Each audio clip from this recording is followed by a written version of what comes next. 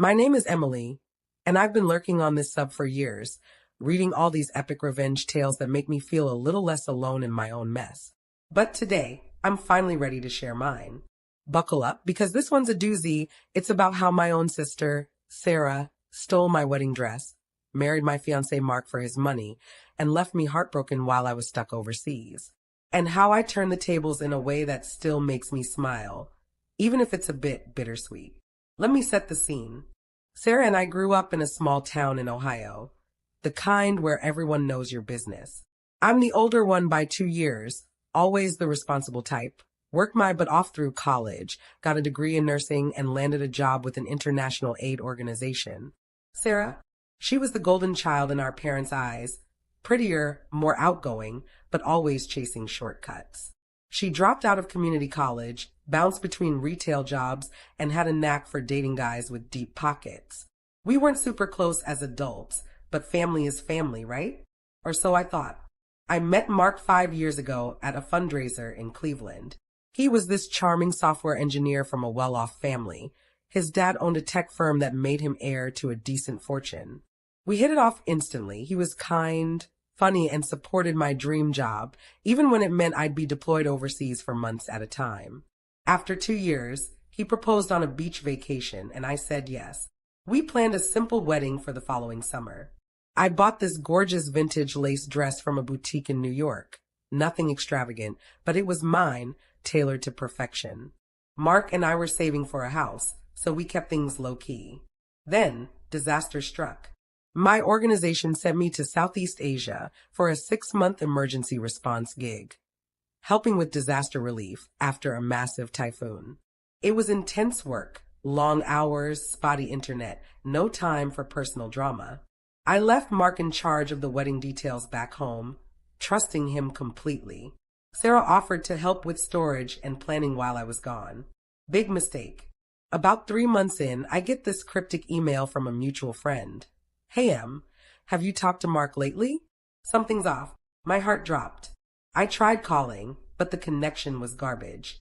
Finally, I pieced it together from scattered messages and social media posts I could access on borrowed Wi-Fi. Sarah had been comforting Mark while I was away, claiming I was too focused on my career, that I'd probably extend my stay. She manipulated him, playing on his insecurities about our long-distance relationship. And get this, she wore my wedding dress to elope with him in Vegas, posted pics all over Facebook, grinning like she'd won the lottery. Turns out, Mark's family money was the real prize for her.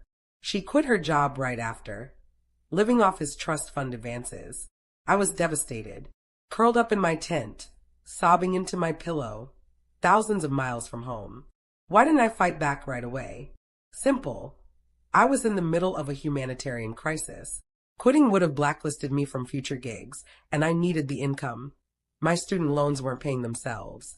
Plus, the emotional whiplash left me reeling. Mark blocked me everywhere, and Sarah sent one smug text, "Sorry, sis." He needed someone here. My parents? They took her side, saying I should have prioritized family over work. I felt isolated, humiliated, like I'd lost everything. But rage has a way of simmering into something sharper. Back in my downtime, those rare quiet nights, I started planning. I couldn't just lash out. That'd make me look like the crazy one. No, this needed to be surgical. First, I documented everything.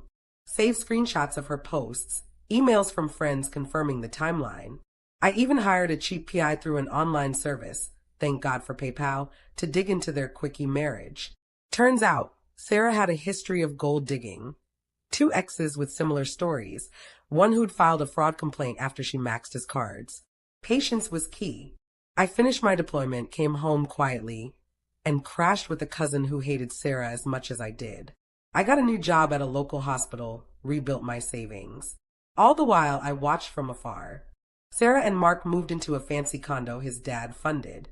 She started a lifestyle blog, I roll, flaunting their trips and designer stuff. But cracks showed. Mark's posts hinted at arguments, her spending sprees draining his accounts. My first setback? Trying to confront Mark directly. I bumped into him at a grocery store. Staged, I'll admit. He looked guilty, mumbled apologies, but Sarah had him wrapped tight. "She's changed," he said. "Yeah, right." That stung, but it fueled me. I shifted gears, target her facade. Here's where it gets clever. I knew Sarah's blog was her ego boost, but it was built on lies, claiming she designed our dream wedding from scratch, even crediting my dress as a family heirloom she restored. Bullshit. I anonymously tipped off a wedding forum where she'd been promoting affiliate links. Posted evidence, original dress receipts in my name, timestamps proving she stole it from storage. The community blew up, called her out as a thief and fraud. Her followers tanked overnight. But that was just the appetizer. Digging deeper, my PI found Sarah had forged documents to access Mark's premarital assets. She'd convinced him to add her to accounts early, but under Ohio law, that was shaky without proper disclosure. I accidentally leaked this to Mark's dad, sent an anonymous packet with bank statements and her ex's complaints, posed as a concerned family friend. His dad, a shrewd businessman, launched an audit. Turns out, Sarah had racked up $50,000 in hidden debt on joint cards, plus she'd been siphoning funds to her own accounts. The nuclear part? I timed it with their first anniversary party, big bash at his parents' estate. While they toasted, the auditors hit. Mark's dad confronted them publicly. "This marriage is a sham." Chaos ensued. Guests whispered as Sarah's past aired out. Her gold-digging history, the stolen dress saga now viral on TikTok thanks to a Redditor cross-posting my anonymous tip. Mark, mortified, filed for annulment that week, citing fraud. Sarah lost everything. The condo, the money, even her blog sponsors dropped her amid the backlash.